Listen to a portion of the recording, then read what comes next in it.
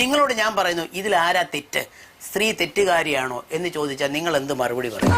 അവര് ഞാൻ പറയാണ്, തൊലിക്ക് നല്ല കട്ടിയാണല്ലേ. എനിക്ക് വൈൽഡ് സെക്സ് ആണ് ഇഷ്ടം എന്ന് പറഞ്ഞുകൊണ്ട് ആ സ്ത്രീയുടെ ശരീരം മുഴുവൻ കീറി മുറിക്കുകയാണ്. ആ സ്ത്രീ എന്താ ചെയ്യേണ്ടത്? ഞാൻ ചോദിച്ച ചോദ്യത്തിന് ഉത്തരം അതല്ല. നല്ലത് ചെയ്താ നല്ലത് കിട്ടണേ. ഇപ്പൊ എങ്ങനെ ഇരിക്കണം? ഒരുത്തന്റെ കൂടെ സ്നേഹമാണെന്ന് പോയി കിടന്നിട്ട് അവന്റെ കൂടെ ലൈഫ് എൻജോയ് ചെയ്ത് തിരിച്ചു വന്നിട്ട് അവനെ പിടിച്ച് ജയിലിനകത്താക്കുന്ന മാന്യതയാണ്. അന്തരാളത്തിലേക്ക് നേരിട്ട് കിടക്കുകയാണ് നോവലിസ്റ്റ്. സത്യം പറഞ്ഞാൽ ഇങ്ങനെ ഈ ഒരു വിധി ഇപ്പൊ കഴിഞ്ഞ ദിവസം വന്നപ്പോൾ മുതല് പലതരത്തിൽ നമ്മുടെ കേരളത്തിൽ അത് തെറ്റായിട്ട് വ്യാഖ്യാനിക്കപ്പെടുന്നത് കണ്ടിട്ടുണ്ട്. ഇപ്പൊ ഞാൻ പറയാം, ആ ഒരു സ്ത്രീ വിവാഹിതയായ ഒരു സ്ത്രീയാണ്. അവര് ഇവിടെ നമ്മുടെ ഒരു കേരളത്തിൽ ഒരു പ്രാവശ്യം ലൈംഗിക ബന്ധത്തിൽ ഏർപ്പെട്ടു എന്നുള്ളത് കൊണ്ട് എനിക്ക് അടുത്ത പ്രാവശ്യം ക്രൂരമായിട്ട് ആ സ്ത്രീയെ സമീപിക്കാൻ പാടില്ല എന്നൊക്കെ വിചാരിക്കുന്ന ഒരുപാട് മനുഷ്യർക്കിടയിലാണ് നമ്മളിത് ജീവിക്കുന്നത്. നിന്റെ ചാട്ട എങ്ങോട്ടാണെന്നൊക്കെ എനിക്ക് മനസ്സിലാവുന്നുണ്ട്. സ്ത്രീ എന്ന് പറഞ്ഞാൽ എന്താ? ഒരു പ്രത്യേക ദൈവത്തിന്റെ, ഒരുപാട് അധികാരമുള്ള ഒരു ദൈവത്തിന്റെ കുട്ടിയാണോ? ഒരു പുരുഷൻ എന്ന് പറയുന്നത് അധികാരം കുറഞ്ഞ അല്ലെങ്കിൽ ഡിഫക്റ്റായ ഒരു ദൈവത്തിന്റെ കുട്ടികളാണോ പുരുഷൻ? പുരുഷനും സ്ത്രീയും നമ്മുടെ രാജ്യത്ത് ഈക്വലാണ്. നേരത്തെ മാഡം പറഞ്ഞു, ഷഹനാസ് മാഡം പറഞ്ഞു, സ്ത്രീയെ മാനിപ്പുലേറ്റ് ചെയ്യുന്നു. അങ്ങനെ എങ്ങനെയാ മാനിപ്പുലേറ്റ് ചെയ്യുന്നത്? ചരിത്രം അങ്ങനെയാണോ പറയുന്നത്? ജൂലിയസ് സീസറെ ആരാ മാനിപ്പുലേറ്റ് ചെയ്തത്? ക്ലിയോപാട്ര അല്ലേ? മാർക്ക് ആന്റണിയെ മാനിപ്പുലേറ്റ് ചെയ്തത് ആരാ? ക്ലിയോപാട്ര അല്ലേ? ഇതൊക്കെ ചരിത്ര സത്യങ്ങളല്ലേ?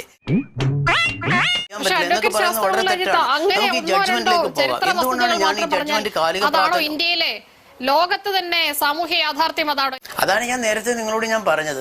ഒരു സ്പെസിഫിക് കേസ് എടുത്ത് ജനറലൈസ് ചെയ്യാതിരിക്കും. വേണ്ടായിരുന്നു. ഏതെങ്കിലും ഒരു സ്ത്രീ ചുമ്മാ ഒരാൾ പോയി പറയാ നമുക്ക് തമ്മിൽ ഞാൻ നിങ്ങളെ കല്യാണം കഴിച്ചോളാന്ന് പറഞ്ഞു കഴിഞ്ഞാൽ ഏതെങ്കിലും ഒരു സ്ത്രീ ബോധവും തലയ്ക്കകത്ത് ആള് താമസമുള്ള ഏതെങ്കിലും ഒരു സ്ത്രീ ആരെങ്കിലും കൂടെ കിടക്കാൻ വരുമോ? ആർ വി തിങ്കിങ് ഓഫ് നമ്മൾ ഹണിമൂൺ എന്ന് പറയുന്നത് ആഫ്റ്റർ ദ മാരേജ് അല്ലേ? ഹണിമൂൺ എന്ന് പറഞ്ഞ് കല്യാണത്തിന് മുമ്പ് ഒരു ഹണിമൂൺ കേട്ടുകേൾവിയുള്ള കാര്യമാണോ? അപ്പൊ ഇതൊക്കെ പ്രൊമോട്ട് ചെയ്യുന്നത് തന്നെ വളരെ തെറ്റായ കാര്യമാണ്. ഈ പ്രണയത്തിലായ പുരുഷൻ അവരെ വിവാഹം ചെയ്തുകൊള്ളാം എന്ന് പറഞ്ഞിരുന്നത് തെറ്റാണെന്ന് എങ്ങനെയാണ് സർ വ്യാഖ്യാനിക്കുക? കല്യാണം കഴിച്ചില്ല എന്നുണ്ടെങ്കിൽ നിങ്ങൾ റേപ്പിസ്റ്റ് ആണ് എന്ന് പറയുന്നത് നിയമമാണോ? ഒരു സ്ത്രീയെ പ്രണയിച്ച് കല്യാണം കഴിക്കാമെന്ന് പറയുന്നു, പല രീതിയിൽ വാഗ്ദാനങ്ങൾ നൽകുന്നു, എന്നിട്ട് അവരെ ആദ്യം അവരുമായിട്ട് സെക്സിൽ ഏർപ്പെടുമ്പോ ആ സ്ത്രീക്ക് തന്നെ അറിയില്ല സെക്സ് എന്താണെന്ന് അറിയാത്തൊരു സ്ത്രീ, അടുത്ത പ്രാവശ്യം വീണ്ടും അവരുമായിട്ട് നേരിട്ട് കാണുകയും ഒക്കെ ചെയ്യുന്ന സമയത്ത് ആ സ്ത്രീയുടെ ശരീരം കീറി മുറിക്കുന്നു. ഏത് റൂട്ടിലേക്കാ വണ്ടി തിരിക്കണേന്ന് എനിക്കിപ്പോ മനസ്സിലായി. പിന്നീട് വന്നിട്ട് വീണ്ടും അവരുടെ ശരീരം കീറി മുറിച്ചുകൊണ്ട് വൈൽഡ് സെക്സ് ആണ് എനിക്ക് താല്പര്യം എന്ന് പറഞ്ഞുകൊണ്ട് ഒരു സ്ത്രീയെ കീഴ്പ്പെടുത്തുന്ന ഒരു മനുഷ്യനെ കുറിച്ച് ഞാനിപ്പോൾ കേട്ടുകൊണ്ടിരിക്കുകയാണ്. നമ്മുടെ കേരളത്തിൽ തന്നെയുള്ള ഷഹനാസ് പറഞ്ഞ പോലത്തെ അനുഭവങ്ങൾ എല്ലാ പക്ഷത്തും ഉണ്ടായിട്ടുണ്ട്. സ്ത്രീകൾക്കും പുരുഷന്മാർക്കും ഉണ്ടായിട്ടുണ്ട്. ആന്തരിക അവയവങ്ങൾ ദ്രവിപ്പിച്ച് ഷാരോനെ കൊല്ലുമ്പോഴും ഗ്രീഷ്മയും അവനോട് ലൈംഗികത അടക്കമുള്ള കാര്യങ്ങൾ ഏർപ്പെട്ടിരുന്നു. കഷായം കലക്കി കൊടുത്ത് ഷാരൻ വിഷം കഴിച്ച് ആന്തരിക അവയവങ്ങൾ ദ്രവിച്ചു മരിക്കുമ്പോഴും ആ ഗ്രീഷ്മയെ തെള്ളി പറയാൻ തയ്യാറാവാതെ അവളെ കുറ്റപ്പെടുത്താതെ നിൽക്കുന്ന ആണുങ്ങളും ഉണ്ടായിട്ടുണ്ട്. ശ്രീ രാഹുൽ മാങ്കൂട്ടത്തിന്റെ അടക്കമുള്ള കേസുകൾ ഇതിനോടുള്ള സിമിലാരിറ്റി എന്ന് പറഞ്ഞാൽ, ആദ്യം ഇതേപോലെ ഫോൾസ് മാരേജിന്റെ പ്രോമിസ് ഉണ്ടെന്ന് പറഞ്ഞു, പ്രഗ്നന്റ് ആയി എന്ന് പറഞ്ഞു, അബോർട്ട് ചെയ്തു എന്ന് പറഞ്ഞു, എന്നിട്ട് ചില ആൾക്കാർ ഭ്രൂണം സൂക്ഷിച്ചു വെച്ചു എന്ന് വരെ കഥകളുണ്ടായി. രാഹുൽ മാങ്കൂട്ടത്തിൽ പീഡിപ്പിച്ചു എന്ന് പറയുന്നതിന്റെ 6 ദിവസത്തിന് ശേഷം രാഹുൽ മാങ്കൂട്ടത്തിന്റെ 10,000 രൂപ വിഷു കൈനീട്ടം അയച്ചു കൊടുക്കുകയാണ്. ഇതുപോലെ രസമുള്ള ആചാരം വല്ലതും ഉണ്ടോ?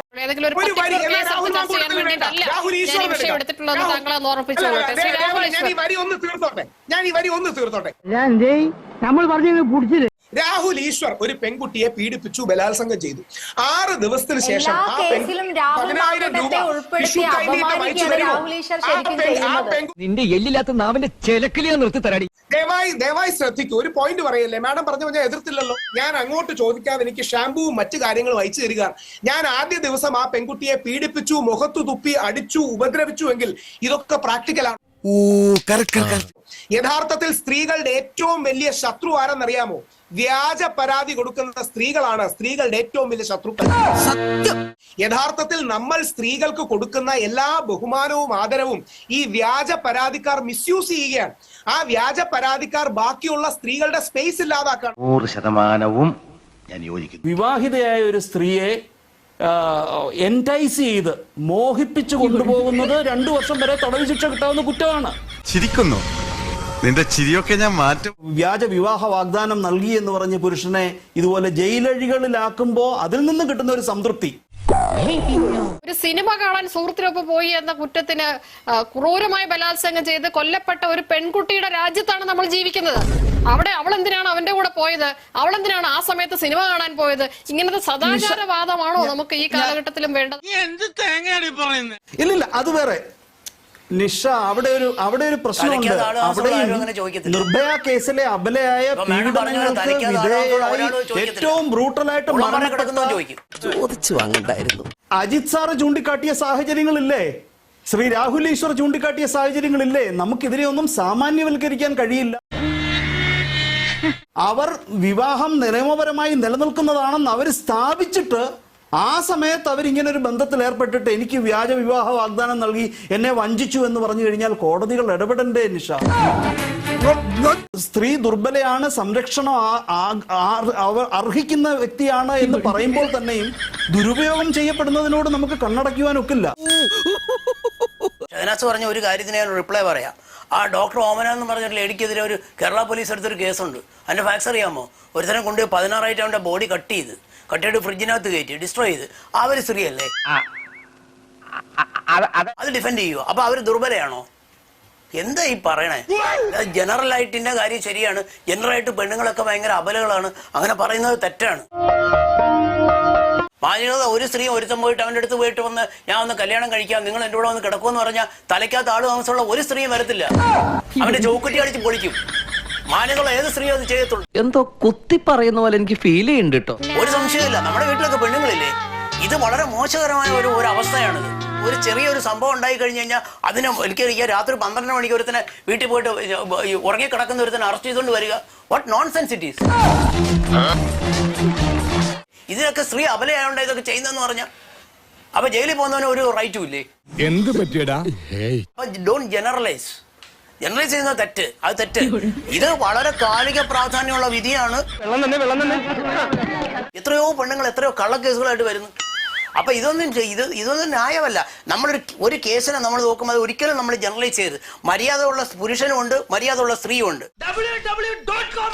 തെമ്മാടിത്തരമുള്ള സ്ത്രീയുമുണ്ട്, തെമ്മാടിത്തരമുള്ള പുരുഷനുമുണ്ട്. ഇത് രണ്ടും നമ്മൾ കാണണം. അല്ലാതെ ഒരു ഭാഗം മാത്രം കാണുന്നത് കുതിര കണ്ണു കിട്ടിയതുപോലെ നമ്മൾ ഈ വിഷയത്തെ സമീപിക്കുന്നത് തെറ്റാണ്. എന്റെ ഓർക്കം പോയി. ഈ നിയമം ദുരുപയോഗം ചെയ്യുന്നവർക്ക് നല്ല പണിയായി ഇത് കൊടുത്തിരിക്കുന്നത്, ഒരു സംശയവും. അത് തന്നെ പറയാനുള്ളത്. ഓരോ കേസിന്റെ ഫാക്ട്സ് നോക്കിയിട്ട് മനസ്സിലാക്കണം. അതാണ് ഞാൻ പറഞ്ഞത്. അല്ലാതെ പെണ്ണുങ്ങൾ മോശക്കാരാണെന്നൊന്നും ഞാൻ പറഞ്ഞത്. വിദ്യാഭ്യാസമുള്ള ഒരു സ്ത്രീ അതിന് തയ്യാറാവത്തില്ല. വിദ്യാഭ്യാസവും മാന്യതയുള്ള ഒരു സ്ത്രീ അതിന് തയ്യാറാവത്തില്ല. എവിടെയും പോകാത്ത സ്ത്രീകൾ പറഞ്ഞു കൊടുക്കണേ അതിക്രൂരമായി എത്രയോ ഈ രാജ്യത്ത്. അങ്ങനെയല്ല, എവിടെയും പോകാത്ത സ്ത്രീയല്ല. അവർക്ക് മനസ്സുണ്ട്, അവർക്ക് സ്നേഹിക്കാനുള്ള ഹൃദയമുണ്ട്, അവർക്ക് വിശാലമായ ഹൃദയമുണ്ട്, അവർക്ക് സ്നേഹിക്കാൻ അറിയാം. പക്ഷെ ഇത്തരത്തിലുള്ള വൃത്തികേടിന് അവർ പോകത്തില്ല. അതേ ഞാൻ പറഞ്ഞ മനസ്സിലായോ? കിട്ടിയാ? ഇല്ല, ചോദിച്ചു വാങ്ങിച്ചു. പ്രണയത്തിലായിരിക്കുന്ന സ്ത്രീയും പുരുഷനും തമ്മിൽ ലൈംഗിക ബന്ധത്തിൽ ഏർപ്പെടുന്നതിനെ അങ്ങനെ ഞാൻ പറഞ്ഞില്ല. തെറ്റിപ്പോയി madam. You are trying to misinterpret thing. ഞാൻ പറഞ്ഞതല്ല. ഒരുത്തന്റെ കൂടെ സ്നേഹമാണെന്ന് പോയി കിടന്നിട്ട് അവന്റെ കൂടെ ലൈഫ് എൻജോയ് ചെയ്ത് തിരിച്ചു വന്നിട്ട് അവനെ പിടിച്ച് ജയിലിനകത്താക്കുന്ന മാന്യതയാണോ? മാന്യതയുള്ളൊരു സ്ത്രീ അത് ചെയ്യുവോ?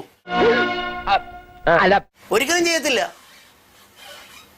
നിനക്ക് എന്നെ വേണ്ടെങ്കിൽ എനിക്ക് നിന്നെ ഇന്നലെ വേണ്ട എന്ന് പറഞ്ഞിട്ട് ഇറങ്ങിപ്പോവും. മാന്യതയുള്ള സ്ത്രീ പോടാ പുല്ലേന്ന് പറഞ്ഞിട്ട് പോവും. അല്ലാതെ അവനെ പിടിച്ച് ജയിലിനകത്തിടുന്നതാണോ മാന്യത?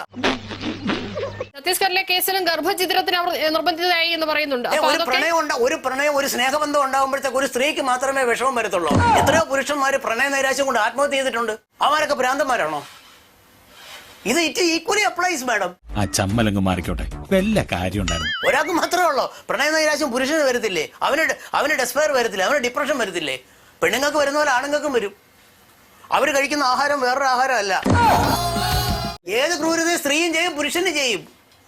എല്ലാവർക്കും ചെയ്യാം, നിങ്ങൾക്കും ചെയ്യാം. പറഞ്ഞ മനസ്സിലല്ലേ?